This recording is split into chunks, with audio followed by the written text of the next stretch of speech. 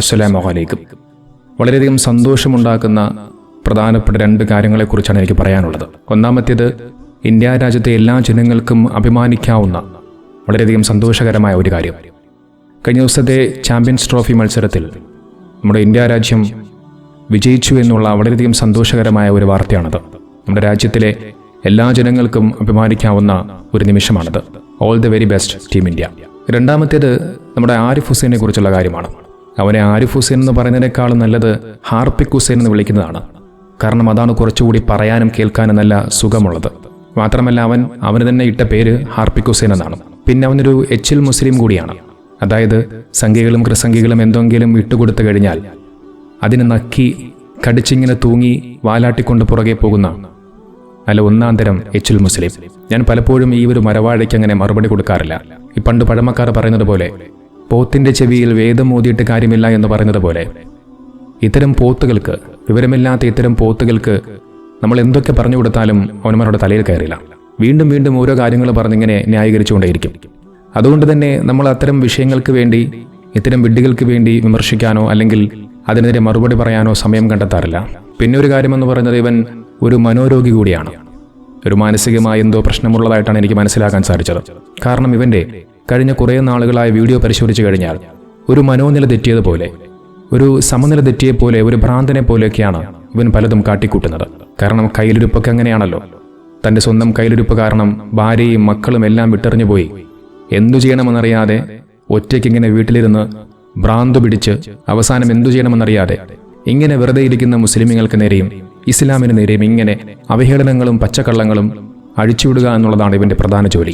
ഇവനെ പിന്താങ്ങുന്ന ഇവൻ്റെ കൂട്ടാളികളോട്, ഇവന് വിളിക്കുന്നവന്മാരോട് എനിക്ക് പറയാനുള്ളത്, ഇവനെ എത്രയും വേഗം നല്ലൊരു പ്രാന്താശുപത്രിയിൽ അല്ലെങ്കിൽ ഏതെങ്കിലും ഒരു മാനസിക രോഗികളെ ചികിത്സിക്കുന്ന ഏതെങ്കിലും ഒരു ഹോസ്പിറ്റലിൽ കൊണ്ടുപോയി എത്രയും വേഗം ചികിത്സിപ്പിക്കണം. ഊളംപാറയിലോ എവിടെയെങ്കിലും കൊണ്ടുപോയി ഒന്ന് പെട്ടെന്ന് ചികിത്സിക്കേണ്ടതുണ്ട്. അല്ലെങ്കിൽ ഇവൻ സമനില തെറ്റിക്കൊണ്ട് എന്തെങ്കിലുമൊക്കെ കാണിച്ചു കൂട്ടും. ഇവൻ്റെ മുമ്പുള്ള വീഡിയോയിൽ ഇവൻ ഏകദേശം നോർമലൊക്കെ ആയിരുന്നു. ഇസ്ലാമിൻ്റെ പേരിൽ പച്ചക്കള്ളങ്ങളാണ് ഇങ്ങനെ പറഞ്ഞു വിടുന്നതെങ്കിൽ പോലും വലിയ പ്രശ്നമൊന്നുമില്ലായിരുന്നു. പക്ഷേ ഇപ്പോൾ അവൻ്റെ പ്രവൃത്തികളിൽ ഒരു മാനസിക രോഗിയെ പോലെയൊക്കെയാണ് എന്തൊക്കെയോ കാണിച്ചു കൂട്ടുന്നത്. പ്രത്യേകിച്ച് റമദാൻ കൂടിയാകുമ്പോൾ ആ ഭ്രാന്തങ്ങ് കൂടുകയാണ്. അതായത് പേപ്പട്ടികൾ കുരയ്ക്കുന്നത് പോലെ. അതുകൊണ്ട് തന്നെ ഞാൻ പലപ്പോഴും ഇവനെയൊന്നും അങ്ങ് മൈൻഡ് ചെയ്യാറില്ല. പേപ്പട്ടി കുരച്ചാൽ കുരയ്ക്കട്ടെ എന്ന് പറഞ്ഞുകൊണ്ട് ഞാനങ്ങനെ കണ്ടിട്ടും കാണാത്ത മട്ടിൽ പോകാറുണ്ട്. പക്ഷെ ഇപ്പോൾ പ്രതികരിക്കാൻ കാരണം മറ്റൊന്നുമല്ല, ഇവൻ കഴിഞ്ഞ ദിവസം എൻ്റെ ഒരു വീഡിയോ എടുത്തുകൊണ്ട് റിയാക്ട് ചെയ്തു. നിങ്ങൾക്കറിയാം, ഞാൻ 2-3 ദിവസങ്ങൾക്ക് മുമ്പാണ് സൗദി അറേബ്യയിലെ ഈ റമദാനുമായി ബന്ധപ്പെട്ടുകൊണ്ട് സൗദി അറേബ്യയിലെ അവിടെ കൊണ്ടുവന്ന കുറേ നിയമങ്ങൾ, റൂൾസുകൾ, അതുമായി ബന്ധപ്പെട്ടുകൊണ്ടായിരുന്നു ഞാൻ ആ വാർത്ത ചെയ്തത്. അതിൽ പറഞ്ഞ കാര്യങ്ങൾക്കെല്ലാം കൃത്യമായ ആധികാരികത ഉണ്ടായിരുന്നു. വ്യക്തമായ തെളിവിൻ്റെ അടിസ്ഥാനത്തിലാണ് ഞാനത് സംസാരിച്ചത്. അല്ലാതെ ചെങ്കിസ് ഖാന്റെ പേരിൽ ഖാൻ കണ്ടതുകൊണ്ട് ആ ചെങ്കിസ് ഖാനെ മുസ്ലിമാക്കിയ സി രവിചന്ദ്രൻ എന്ന് പറയുന്ന ഇവൻ്റെയൊക്കെ തലതൊട്ടപ്പനായ ദൈവം പറഞ്ഞു വെക്കുന്ന വിട്ടിത്തരങ്ങളോ, അതോടൊപ്പം കേരളത്തിൽ ഇന്ന് വളരെയധികം ചർച്ച ചെയ്യപ്പെടുന്ന ലഹരി എന്ന് പറയുന്ന മാരകമായ വസ്തുവായ കഞ്ചാവ് പോലെയുള്ള വസ്തുക്കൾ ഇവിടെ ലീഗലാക്കണമെന്ന് പറയുന്ന മൈത്രിനെ പോലെയുള്ള കുറെ വിഡ്ഢികളായ ആളുകൾ കേൾക്കുന്ന കാര്യങ്ങൾ അതുപോലെ ക്യാമറയ്ക്ക് മുമ്പിൽ വന്നിരുന്നുകൊണ്ട് അടിച്ചുവിടുന്ന ഇവൻ പറഞ്ഞതുപോലെയല്ല ഞാൻ ആ കാര്യങ്ങൾ പറഞ്ഞത്. അതായത് സൗദി അറേബ്യയിലെ മിനിസ്റ്ററി ഓഫ് ഇസ്ലാമിക് അഫയേഴ്സ് അവർ കൃത്യമായി പുറത്തുവിട്ട അവരുടെ ഒഫീഷ്യലായിട്ടുള്ള വാർത്തയാണ് ഞാനതിൽ പറഞ്ഞത്. അതോടൊപ്പം അവിടുത്തെ ഭരണാധികാരിയായ മുഹമ്മദ് ബിൻ സൽമാൻ കൊണ്ടുവന്ന കുറേ നിയമങ്ങൾ, അതിനെക്കുറിച്ചാണ് ഞാനതിൽ സംസാരിച്ചത്. ഏതായാലും ആ ഒരു വിഷയത്തിൽ ഊന്നിക്കൊണ്ട് വീണ്ടും അതിനെ ചർച്ച ചെയ്യാൻ എനിക്ക് താല്പര്യമില്ല. എനിക്ക് പറയാനുള്ളത് ഈ ഹാർപ്പിക് ഹുസൈനോടാണ്. നീ പറയുന്ന വിട്ടിത്തരങ്ങളും പൊട്ടത്തരങ്ങളും കേൾക്കാൻ നിന്നെ താങ്ങി നടക്കാൻ കുറെ പൊട്ടന്മാരുണ്ടാകും. കാരണം ഒരു മുസ്ലിമിനെ സംബന്ധിച്ചിടത്തോളം ശത്രുക്കൾ എന്ന് പറയുന്നത് 1 അല്ല 2 അല്ല ഒട്ടനവധിയാണ്. സംഘികൾ, കൃസംഘികൾ, മുസംഘികൾ, യുക്തിവാദികൾ, നിരീശ്വരവാദികൾ, ഇങ്ങനെ നിരവധി എണ്ണം ഇസ്ലാമിനെ കടിച്ചു കയറാൻ ശ്രമിക്കുമ്പോൾ അത്തരം ആളുകളുടെ സപ്പോർട്ടും നിന്റെ വീഡിയോയ്ക്ക് കിട്ടുമെന്നുള്ളത് വ്യക്തമായ ബോധ്യമുണ്ട്.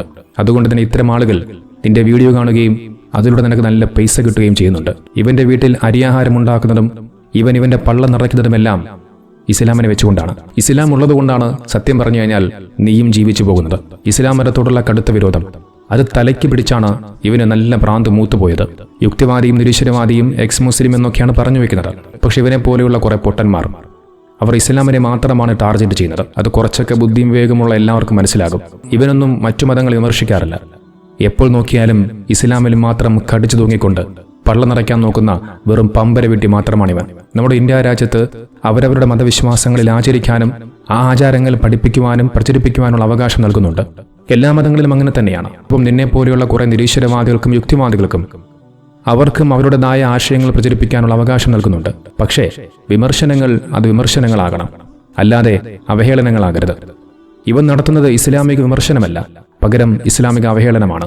ഇസ്ലാം വിമർശനം എന്ന പേരിൽ ക്യാമറയ്ക്ക് മുമ്പിൽ വന്നിരുന്നുകൊണ്ട് ഒരു ഉളുപ്പ് പോലും ഇല്ലാതെ പച്ചക്കള്ളങ്ങൾ ഇവനിങ്ങനെ അടിച്ചുവിട്ടുകൊണ്ടിരിക്കുകയാണ്. ഇവനെ പിന്താങ്ങാൻ വേണ്ടി കുറേ ആളുകളും. എന്തെങ്കിലും പറഞ്ഞു കഴിഞ്ഞാൽ ഇവന്റെ അനുയായികൾക്കൊരു മറുപടിയുണ്ട്. ധൈര്യമുണ്ടെങ്കിൽ കോയാ കോളിങ്ങിൽ വിളിക്കട എന്ന്. പിന്നെ അതല്ലേ എനിക്ക് പണി. അവന്റെ പൊട്ടത്തരങ്ങളും മണ്ടത്തരങ്ങളും കേൾക്കാൻ എനിക്ക് സമയമില്ല. ഇവിടെ എനിക്ക് വേറെ ഒരുപാട് ജോലിയുണ്ട്. ഞാൻ ആലോചിക്കുന്നത് അതല്ല.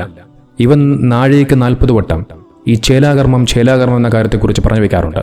കാരണം ഇവന്റെ ചേലാകർമ്മം പണ്ട് നടന്നു. പിന്നീട് എച്ചിൽ മുസ്ലിം ആയപ്പോൾ കളഞ്ഞുപോയ തന്റെ ലിംഗത്തിന്റെ തൊലി ഓർത്ത് ഭ്രാന്ത് പിടിച്ച് ഏതു സമയവും ചേലാകർമ്മം നിർത്തലാക്കണം എന്ന് പറഞ്ഞുകൊണ്ട് ഇങ്ങനെ വാവിട്ട് നിലവിളിച്ചുകൊണ്ടേയിരിക്കും.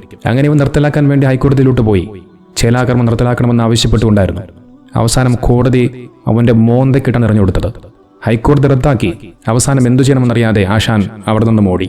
ഇവൻ പണ്ട് ഈ എച്ച് മുസ്ലിം എന്നൊക്കെ രാജിവെച്ചവനാണ്. ഇവൻ നൈസായിട്ട് ജർമ്മനിയിലോട്ട് ഒരു ട്രിപ്പ് അടിക്കാൻ നോക്കി.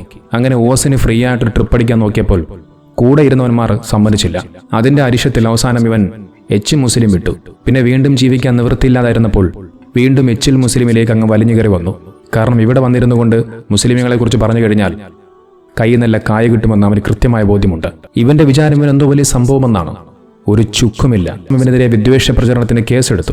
അവസാനം പേടിച്ചു വരേണ്ടി ഇവന്റെ കുറെ വീഡിയോസൊക്കെ ഡിലീറ്റ് ചെയ്തു. കുറച്ചുനാൾ വീഡിയോസ് ഒന്നും ചെയ്യാതിരുന്നു. ഇത്രയുള്ള ഇവനൊക്കെ ഠേ എന്നൊരു വിളി വിളിച്ചാൽ അവിടെ നിന്നും മുണ്ടിട്ടോടുന്ന ടീമാണ് ഇവനൊക്കെ.